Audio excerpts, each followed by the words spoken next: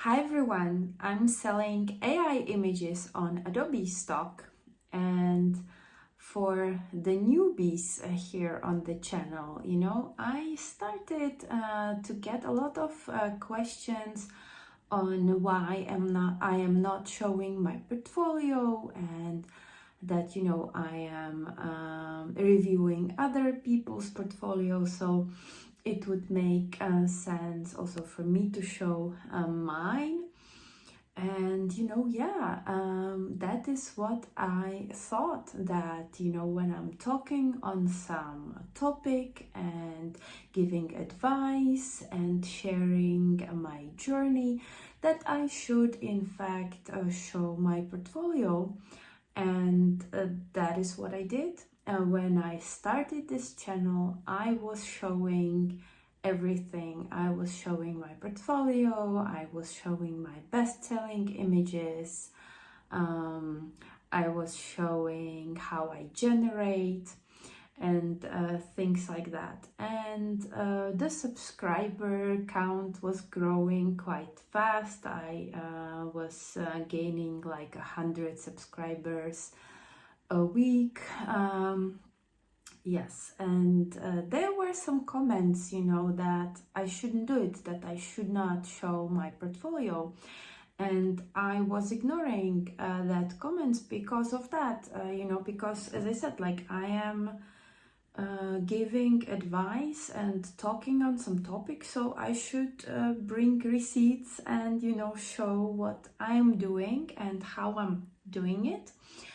And all was well until I found a portfolio that was basically an exact copycat of my portfolio. And I have a video on it. It's called Not the Video I Wanted to Make. And also I have a video on copying work. It's called Copied versus Inspired, where I go a little bit into more detail on what can be considered a copy or what's not a copy, like when you have a really generic prompt, like a pink donut on a pink background, and I generate an image and you generate an image. Well, because it's like not an original idea and it's pretty easy and really generic, as I said, I cannot really complain that you stole, my idea from me, and vice versa.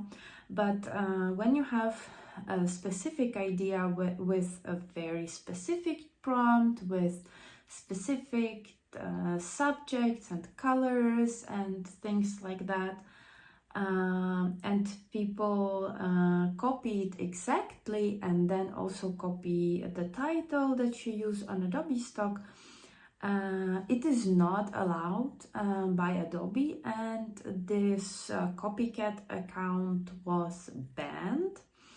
But they weren't like the only one account that was stealing my ideas. There were multiple, but they were not doing it as heavily as this copycat.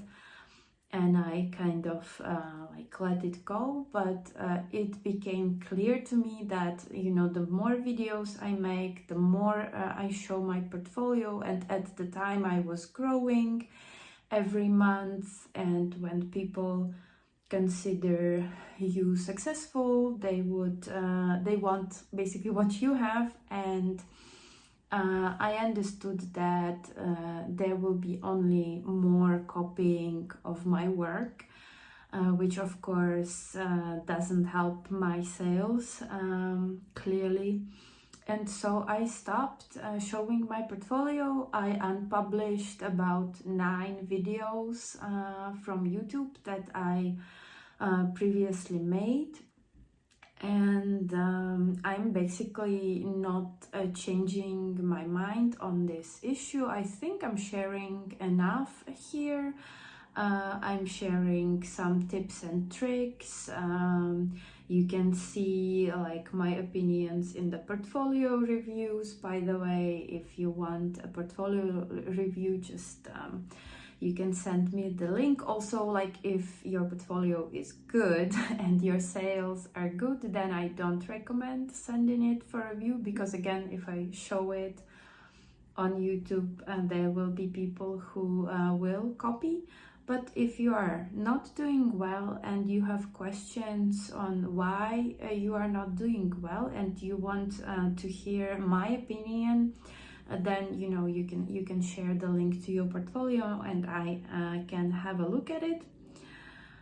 Yeah, so as I said, like I think I'm providing a lot of useful information for you. I have a video on how to achieve best quality for the images generated in Midjourney to have the lowest rejection rate. I've had a video on like AI videos, and I will make more of those, and so on. So I believe that my channel and the information that I'm providing is still useful without actually showing my work and my portfolio, because I'm not actually gaining anything from the YouTube channel, because the subscriber count is not that high. Like, I'm thankful for everyone who watches my videos and for each subscriber,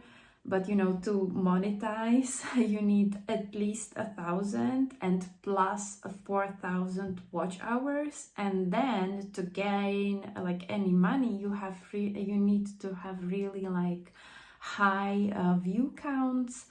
And if I have like 1,000 views per video, this is like kind of not it, and it will not make me any income. And so I'm doing it for free, and to jeopardize my sales by sharing my work, I'm not gonna do that anymore. I'm still getting hate for even giving any kind of advice and tips and tricks. People say that I create more competition with videos like that. Well, that's a topic for discussion, I guess. But yeah, I am for sure not sharing my portfolio anymore. I hope everyone can understand that. And today also I got a question of what I think actually of people who generate AI, and if I consider myself to be like an artist or not. So I used to be like a normal contributor. I contributed photos to my portfolio. I also started learning 3D, so I had some 3D renders, and I was not a professional photographer. It is like not my primary job, so I was doing it more like a hobby, and because I didn't want to heavily invest in the equipment, like studio lighting and stuff like that. Yeah, I wasn't particularly successful on stock sites. I wasn't making a lot of money from it. I have some bestsellers that are photos and that are still selling, but it was nothing major. And when generating AI came into play, it was a big change for me, because yes, it is easier to generate and you can achieve very good quality with AI, and it's easy or relatively easy to do. So to me it was a no-brainer, and I started generating AI, and then I stopped photographing completely. There are some photographers who are against AI, and I understand that, but I feel like AI is not going anywhere. it is going to only get better and develop further. So I believe, you know, it's time to jump on the train, because otherwise I don't know, I do not believe you can compete with AI. You can in some niche topics that AI is not yet able to do well, but I guess in the future it will get better. And because it's easier and faster to create AI images than to organize a real photo shoot, I believe that in this stock industry, that the real photographers cannot compete with AI. This is again just my opinion. You can have a different view on it. But yeah, to me, it wasn't like a choice even. It was clear to me. Do I consider myself an artist? No, I consider myself an AI prompter, basically. So I don't think this is like artistry. Yes, and also I wanted to come back to the copying issue.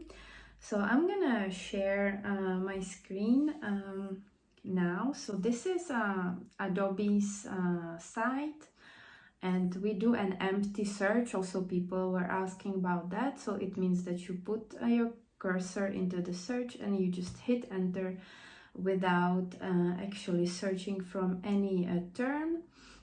And I've filtered just you know, the generative AI images. We can see it's almost 60 million in there. And if we sort by downloads right here, we supposedly see the most sold images on Adobe Stock.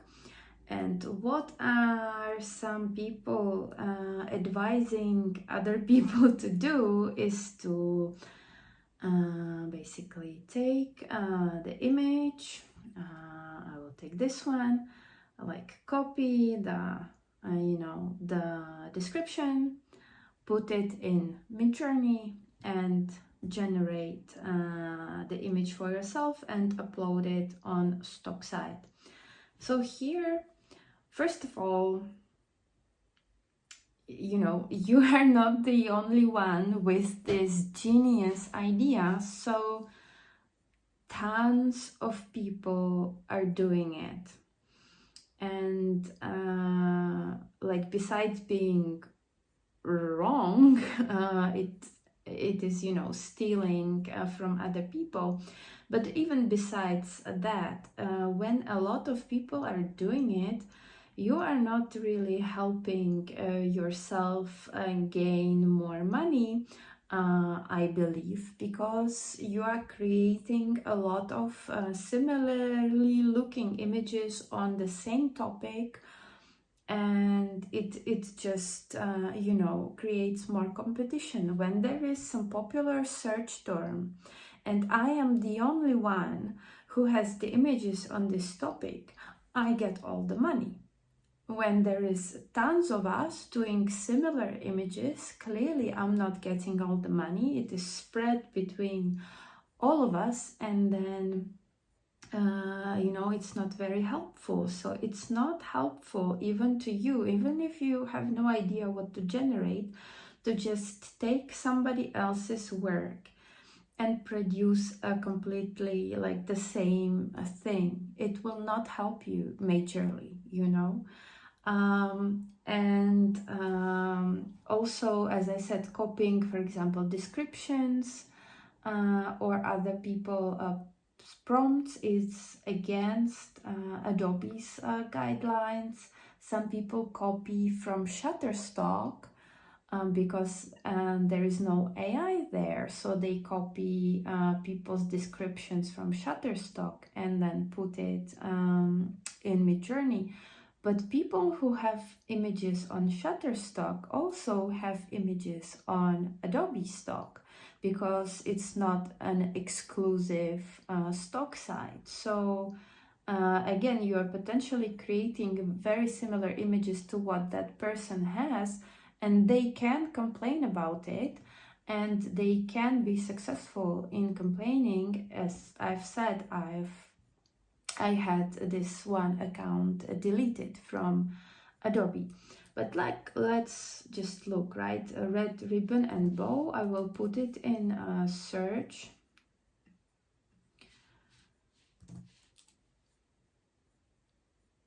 And we get 221,000 images of this. I will sort by relevance, and let's see.